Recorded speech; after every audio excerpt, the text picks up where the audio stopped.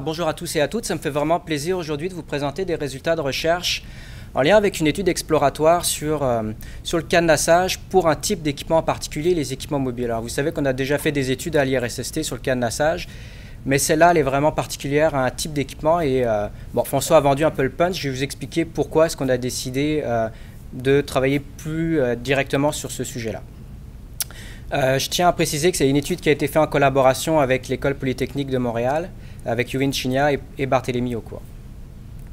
Alors pour la présentation, donc je vais vous expliquer d'où est-ce que vient cette étude, pourquoi est-ce qu'on a travaillé sur les équipements mobiles en particulier, rapidement la méthodologie, pour ensuite vous présenter, je ne peux pas tout vous présenter aujourd'hui, mais les éléments problématiques qui sont ressortis de cette étude au niveau de l'implantation du cadenassage pour les équipements mobiles, qu'est-ce qui est ressorti sur le terrain par rapport à ça, pour ensuite faire quelques recommandations en lien avec ces problématiques.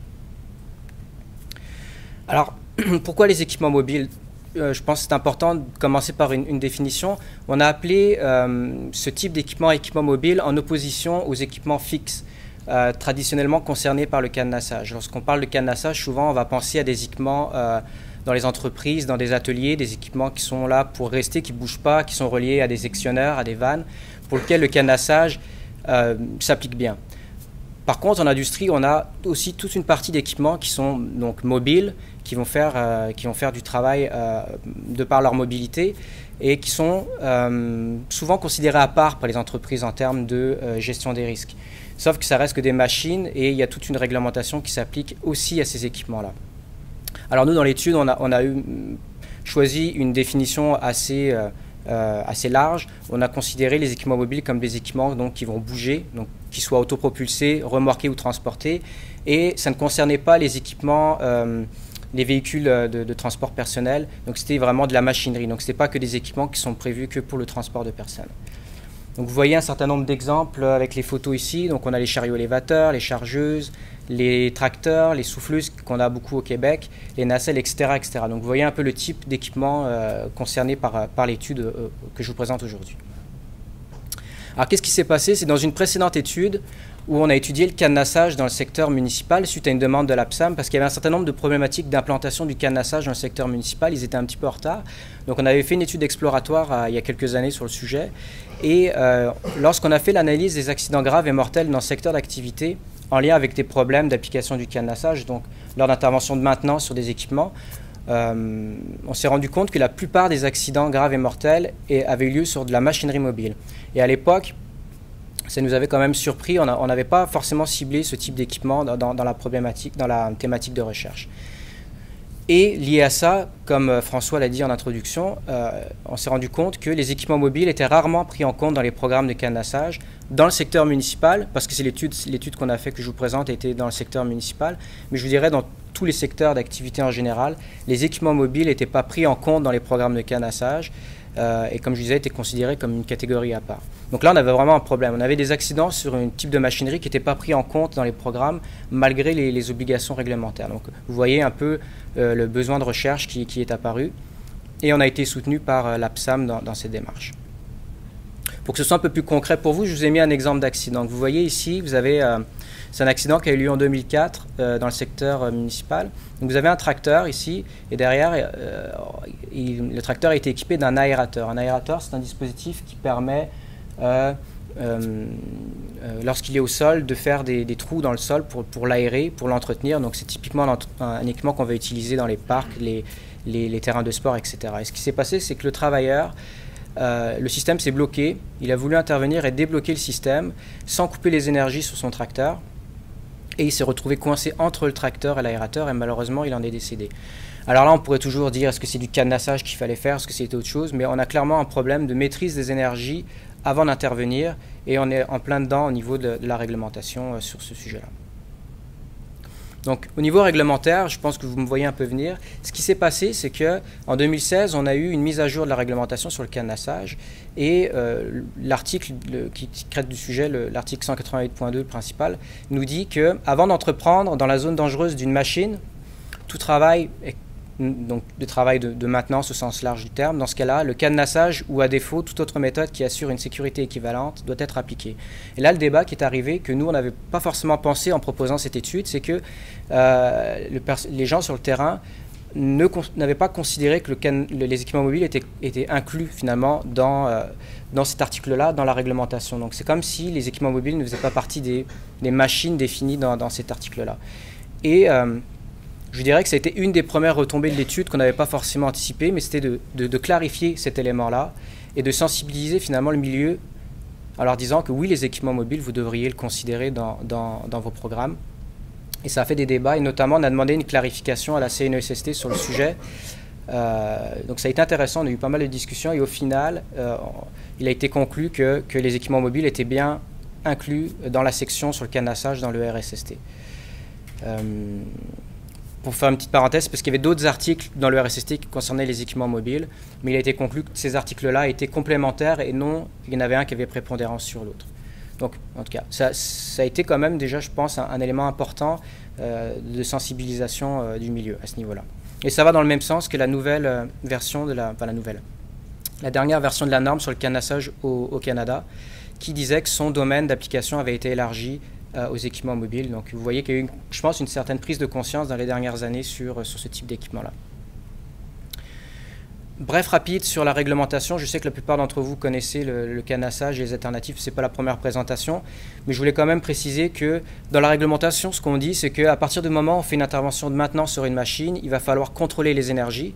Pour ça, on a deux possibilités. Soit on fait du cadenassage, enfin ça c'est la méthode préconisée, la méthode principale, le cadenassage. Donc on arrête l'équipement, on contrôle les énergies qui sont encore présentes, on isole l'équipement de toutes ces sources d'énergie et on pose des cadenas sur les dispositifs d'isolement pour s'assurer que personne ne puisse remettre la machine en marche. On vérifie que tout a été bien fait. Globalement, je ne vais pas passer plus de temps là-dessus, mais une procédure de cadenassage, ça ressemble à ça. On a aussi la possibilité d'utiliser une autre méthode si le cadenassage n'est pas adapté à la situation. Et dans ce cas-là, il va falloir faire une analyse de risque pour justifier l'autre méthode que l'on veut mettre en place, qui va devoir assurer une sécurité équivalente. Et cette analyse de risque devrait être consignée par écrit. Et je vous en parle parce que je vais y revenir un petit peu plus loin, parce que, disons, les méthodes alternatives au cadenassage s'appliquent quand même bien au contexte des équipements mobiles, qui sont des machines quand même particulières, qui évoluent pas dans un milieu qui change, avec des situations qui ne sont pas toujours prévues, etc., etc. Donc l'objectif de l'étude, qui était une étude exploratoire, c'était vraiment de documenter comment implanter le cadenassage pour les équipements mobiles. Et on a fait ça dans le secteur municipal pour faire un certain nombre de recommandations et sensibiliser les milieux et les organismes concernés par le sujet. D'un point de vue méthodologique, dans un premier temps, on a essayé de recueillir les informations existantes sur le sujet parce qu'on pensait qu'il y en avait quand même un certain nombre. On a notamment analysé tous les accidents liés aux équipements mobiles et à la maintenance des équipements mobiles. Vous allez voir, je vais vous présenter les résultats. Il y a un certain nombre de résultats qui peuvent guider la réflexion des entreprises par la suite. On a également vu la littérature et on a fait des terrains exploratoires, donc des entreprises qui avaient déjà un peu commencé à réfléchir au cadenassage des équipements mobiles. Même s'il n'y en avait pas beaucoup, on a réussi à en trouver 2-3 au début de l'étude, en tout cas qui avaient commencé une réflexion. Et je dirais que le gros morceau de l'étude, ça a été de suivre une municipalité sur une longue période, une période de 18 mois. Donc une municipalité qui avait un programme de cadenassage assez classique. Ils ont un programme de cadenassage, disons, pour leurs machines fixes, notamment les usines de filtration, ce genre de choses-là, mais ils ne l'appliquaient pas pour leurs équipements mobiles. Et on les a rencontrés, on a discuté avec eux, et puis ils ont vu l'importance et l'intérêt de le faire pour les équipements mobiles. Et ils ont accepté qu'on les suive dans leur démarche pendant 18 mois. On les a rencontrés environ 3 mois, et on a ciblé des équipements, et ça a permis donc de documenter c'était quoi les interventions qui étaient concernées par le cadenassage, comment développer les procédures de cadenassage, c'est quoi les ajustements techniques et organisationnels qu'il fallait faire par rapport aux équipements fixes, à la machinerie fixe en atelier par exemple, il y a d'autres problématiques. Donc vous voyez un peu la méthodologie. Donc en termes, là je vais vous présenter quelques résultats, donc les problèmes qu'on a pu voir qui étaient spécifiques aux équipements mobiles. Je vais commencer par la présentation des accidents. Vous allez voir, c'est assez révélateur des problèmes liés à l'implantation du cadenassage pour les équipements mobiles. Et puis donc les résultats issus du terrain avec la municipalité. Donc sur la période 2000-2013, si on prend tous les accidents graves et mortels enquêtés par la CNESST, à la période où on a fait l'étude, on avait 813 rapports d'enquête qui étaient disponibles. On a regardé tous ces rapports d'enquête-là et on a gardé juste ceux qui étaient en lien avec les équipements mobiles. Et donc, il y en avait 306 liés aux équipements mobiles. Là, je parle de les 813, c'est vraiment tous les accidents, tout type, pas juste les accidents machines, mais les générales. Et sur ce chiffre, il y en avait à peu près 40% qui étaient liés aux équipements mobiles. Moi, personnellement, j'ai été quand même surpris par l'ampleur du chiffre. Je ne pensais pas qu'il y en allait avoir autant. Ça nous a conforté sur le fait qu'il y avait de la recherche à faire sur le sujet. Et sur ce lot-là, il y en avait 62 qui étaient en lien avec la maintenance. Donc c'est le sujet qui nous intéresse aujourd'hui, donc l'application du cadenassage. Donc vous voyez que ça fait à peu près 4 décès par année liés à la maintenance des équipements mobiles, ce qui fait que c'est quand même pas un sujet négligeable. Et là, je vais vous présenter les différents types d'accidents dans ces 62 rapports d'accidents. Vous allez voir, c'est assez révélateur. La première cause d'accident, qui compte pour un peu plus d'un quart, c'était la chute d'une partie de l'équipement ou de l'équipement sur le travailleur. Je vous ai mis un exemple. Donc ici, vous avez une chargeuse avec une table de soufflage, donc pour souffler la neige. Le travailleur a voulu intervenir sur le système hydraulique. Pour cela, il devait soulever la table de soufflage.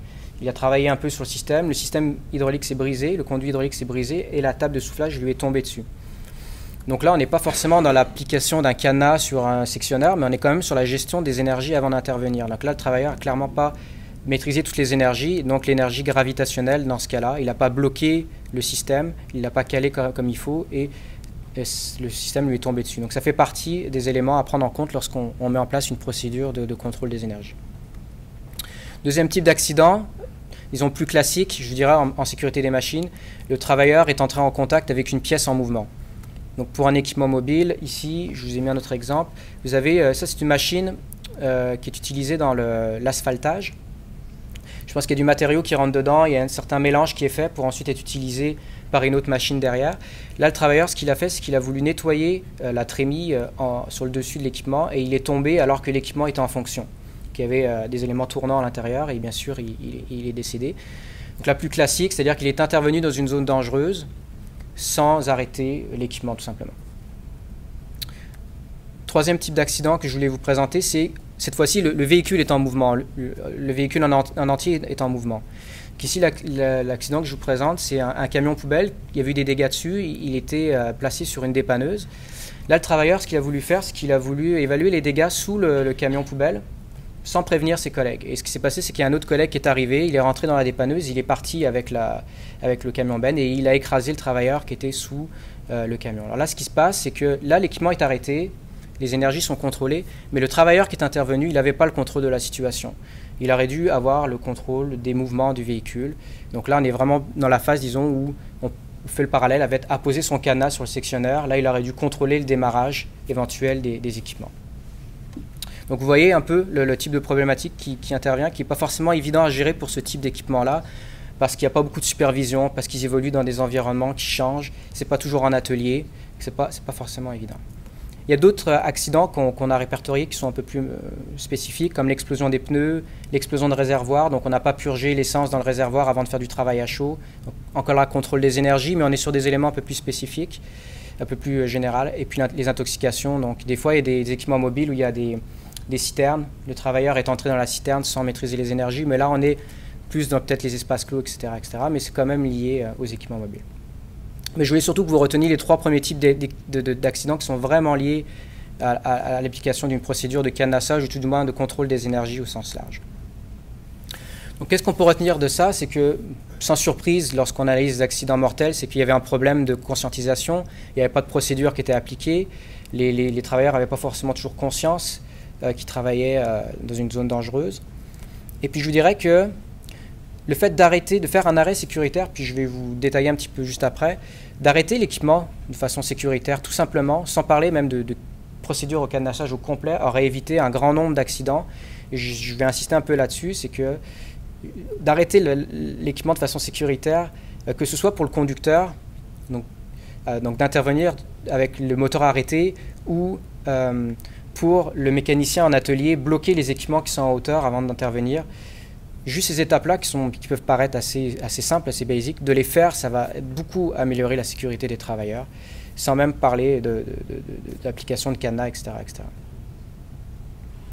Pour l'arrêt sécuritaire, juste insister, je parle d'arrêt sécuritaire, pour moi, on l'a détaillé dans le rapport, c'est stationner l'équipement sur un terrain adéquat, appliquer les freins, mettre les transmissions dans la position spécifiée par le fabricant, abaisser tous les accessoires au sol dans la mesure du possible. Déjà cet élément-là, lorsqu'on regarde les accidents, là, il aurait sauvé beaucoup de vies. Parce que souvent les accessoires sont laissés en l'air alors qu'il n'y a aucune raison de le faire. Éteindre l'équipement, garder la clé d'ignition, la clé de démarrage avec soi, si l'équipement en a une. Caler, bloquer les équipements qui ne sont pas au sol. Placer des cales de roue si l'équipement a été mis dans une pente, si on n'a pas pu le mettre sur un terrain adéquat. Et puis éventuellement, verrouiller la cabine, c'est des éléments en plus. Délimiter la zone d'intervention, puis signaler l'intervention. Donc ça, c'est toutes les étapes, là, mais si on veut le faire comme il faut, ça prend toutes ces étapes-là. Ensuite, si on veut aller vers une procédure de canassage complète, donc on en a l'arrêt sécuritaire, ensuite il va falloir isoler et condamner les énergies. Là, il y a eu beaucoup de discussions par rapport à ça sur le terrain, c'est-à-dire est-ce que si on enlève la clé d'ignition, on coupe le moteur, on garde la clé avec soi, est-ce que ça c'est correct? Est-ce qu'on a le contrôle de la situation? Ou alors est-ce qu'il faut aller plus loin? Là, en discutant avec les gens et puis en regardant un peu la situation, ce qui se passe, c'est que si on veut faire du canassage et qu'on veut respecter la réglementation, utiliser la clé d'ignition ne va pas être suffisante. Pourquoi? Parce que la clé d'ignition, finalement, c'est juste un bouton d'arrêt, si on veut, quelque part. La batterie est toujours branchée, on peut toujours redémarrer le moteur. Donc ce n'est pas un dispositif d'isolement selon ce qu'on en entend dans le règlement. Également, il va y avoir des doubles de clés qui peuvent circuler, donc on n'a pas forcément le contrôle de la situation. Et aussi, si on intervient à plusieurs, normalement, chaque personne qui intervient devrait avoir le contrôle de la situation, ce qu'on ne va pas pouvoir faire avec une clé d'ignition. Alors il va falloir rajouter d'autres choses comme des boîtes, etc. etc. Par contre, c'est sûr que c'est pratique parce que c'est ce qui est disponible, c'est ce que les gens font à l'heure actuelle ou faisaient avant. Mais si on va vers une procédure et qu'on veut respecter la réglementation, ce n'est pas suffisant. Si on veut respecter la réglementation, il va falloir couper la batterie, utiliser un coupe-batterie. Je vous ai montré une photo ici, là, un coupe-batterie c'est ça. C'est un dispositif qui va donc isoler la batterie, qui va être cadenassable, on va pouvoir apposer son cadenas personnel dessus. Par contre, le problème, et c'est ce qui a amené finalement les discussions, c'est que ce n'est pas un équipement qui est toujours disponible de série sur les équipements. Et donc vous allez voir, il y a des recommandations qui ont été faites par rapport à ça, parce que de rajouter ce type d'équipement-là, ça coûte des sous, surtout quand on a une flotte d'équipements qui est relativement importante. C'est pour ça que les gens essayaient de trouver d'autres solutions, mais malheureusement, si on veut vraiment appliquer la réglementation, on va devoir passer par ce type de dispositif-là. Pardon. Un petit mot sur les alternatives au cadenassage. Si on ne peut pas appliquer du cadenassage, ce qui arrive souvent, par exemple, si on veut faire du diagnostic sur l'équipement, on veut vérifier qu'est-ce qui ne fonctionne pas, on va avoir besoin d'énergie. Donc dans ce cas-là, le cadenassage ne s'applique pas, il va falloir utiliser d'autres méthodes.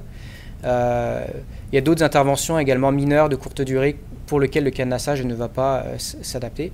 Donc ça, c'est quelque chose qui, pour le moment, je vous dirais, n'est pas vraiment pris en compte. Normalement, on devrait faire une analyse de risque lorsqu'on utilise d'autres méthodes. Je vous dirais que pour les équipements mobiles, on n'est pas rendu là. Il y a encore un travail à faire. Et ce que je voulais dire aussi ici, c'est que les pratiques qu'on utilisait jusqu'à présent, en fait, finalement, c'était des alternatives au cadenassage. Les personnes qui travaillaient ne se mettaient pas en danger, il n'y avait pas des accidents tous les jours, ils essayaient de se mettre en sécurité, mais ils utilisaient finalement des méthodes alternatives, mais sauf que ce n'était pas forcément bien documenté. Donc voilà un petit peu quelques problématiques qui sont ressorties, les principales.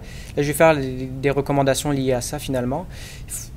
Assez classique, le cadenassage, c'est quelque chose, lorsqu'on veut mettre en place des entreprises, c'est finalement de la gestion de projet. Ça va changer les façons de travailler, etc. Donc là, je fais un rappel, mais c'est sûr que pour les équipements mobiles, c'est comme pour le cadenassage de manière générale. Il va falloir faire de la gestion de projet, la gestion du changement.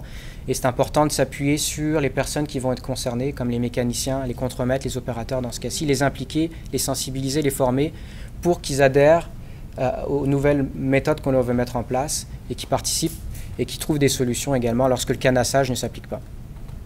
Et puis le gros du morceau, ça va être d'élaborer des procédures pour chacun des équipements mobiles. Ça, c'est un gros travail pour les entreprises sur le terrain. Alors dans le rapport, on a fait une certaine recommandation par rapport à ça. Je ne vais pas rentrer dans le détail aujourd'hui. Juste pour dire que ce qu'on a préconisé, c'est que ce qu'il faut faire, je pense, qui simplifie la situation, c'est que dans un premier temps, on fait une procédure de cadenassage par équipement. Une procédure assez classique où on va retrouver les étapes de l'arrêt sécuritaire dont je vous ai parlé, l'isolement de la batterie, apposer son cadenas, gérer les énergies résiduelles et faire un test de démarrage. Assez classique. On le fait pour l'équipement et il va y avoir un certain nombre d'interventions sur l'équipement où ça va s'appliquer. Après, il y a des situations où ça ne va pas s'appliquer Et là, on va le gérer dans un deuxième temps, où on va gérer donc les tâches particulières, où on va peut-être alléger la procédure de cadenassage parce que les risques sont faibles, parce que la situation le permet. Et dans ce cas-là, on va falloir le justifier. C'est le genre de choses qu'on peut annexer à la procédure principale de cadenassage ou faire d'autres procédures, par exemple. Donc là, j'en ai parlé. Élément important, la clé d'ignition, à elle seule, ce n'est pas du cadenassage. Ce n'est pas une procédure de maîtrise des énergies dangereuses. Je dis ça parce que vous avez vu que il y a des énergies, l'énergie gravitationnelle a fait en sorte qu'il y a eu beaucoup d'accidents et la clé d'ignition ne règle rien par rapport à ça. Donc la clé d'ignition, c'est vraiment une partie de la procédure et ce n'est pas une procédure de maîtrise en tant que telle. Ça va être important de bien définir les interventions, les tâches qu'on va faire sur l'équipement. Il y en a certaines pour lesquelles on va pouvoir faire du cadenassage et d'autres non. Donc c'est un exercice qu'il va falloir faire, on n'a pas le choix. Essayer d'intervenir en atelier le plus possible pour avoir un environnement contrôlé. Ça, les municipalités nous en ont beaucoup parlé, puis c'est quelque chose qui se fait le plus possible. On a vu qu'il y a des accidents qui concernaient les opérateurs de machinerie. Il y a peut-être des questions à se poser. Est-ce que l'opérateur avait le droit d'intervenir dans ces cas-là? Est-ce que ça aurait peut-être été mieux qu'il rentre en atelier que ce soit un mécanicien? Vous voyez un peu le genre de questions. Je vous dirais que ça, c'est une règle qui est revenue assez souvent. Et puis d'un point de vue pratique, les mécaniciens, ils fonctionnent beaucoup avec des bons de travail. Et la solution qu'on nous a préconisée et que certaines municipalités ont mise en place, c'est de lier la procédure de cadenassage au bon de travail pour que le travailleur ait accès à la procédure et puisse la consulter au besoin. Mais il n'a pas forcément besoin de la remplir à chaque fois, mais au moins il peut la consulter. Par rapport aux méthodes alternatives, un point important, c'est que si on décide d'utiliser une méthode qui est basée sur le système de commande de la machine, par exemple sur les équipements mobiles, on a souvent ce qu'on appelle un coupe-pilote. C'est un levier qu'on lève et qui va couper une partie de l'hydraulique sur certaines zones de la machine. Ça, c'est le système de commande. On n'est pas dans l'isolation de l'énergie. Si on utilise un système comme celui-là, ça va être important de retenir que plus le danger auquel on va être exposé, plus le danger va être élevé pour le travailleur, plus le système va devoir être fiable. Sabina en a parlé un petit peu, là, la fiabilité des systèmes. Et puis aussi, la personne va devoir avoir le contrôle de la situation, même si c'est une méthode alternative. Si dans la zone dangereuse, il ne faut pas que quelqu'un puisse arriver puis redémarrer le système. Donc c'est deux points qu'il faut vraiment retenir lorsqu'on utilise une méthode basée sur le système de commande. Et un dernier point, c'est au niveau des achats. J'en ai parlé un petit peu à un moment donné, mais il faut conscientiser les fournisseurs et les acheteurs parce que les utilisateurs, ils achètent des machines et c'est eux qui se retrouvent avec le problème et l'obligation d'appliquer le règlement. Mais il faut que les fournisseurs fassent leur part aussi des choses. Ou en tout cas, au moment de l'achat, il faut que l'utilisateur utilise son pouvoir d'achat pour avoir des coupes batteries cadenassables sur leur machine de série, avoir les dispositifs de coupure et de blocage, comme vous voyez ici, adaptés donc pour bloquer les parties de l'équipement, avoir des manuels en français et complets, ce qui n'est pas toujours le cas. Et si on revient à la conception, essayer d'avoir des machines où on n'a pas forcément besoin d'intervenir trop souvent dans la zone dangereuse, ou en tout cas le moins possible. Donc notamment en mettant des points de graissage en dehors des zones dangereuses. C'est un exemple qu'on a pu retrouver parmi d'autres. Donc il faut que l'utilisateur utilise aussi son pouvoir pour se simplifier la vie dans l'application de la réglementation. Voilà, en termes de retombées, je voulais juste mentionner qu'on a eu concrètement une expertise avec la ville de Montréal. On a pu les aider dans leur démarche avec les résultats qu'on a eu dans l'étude.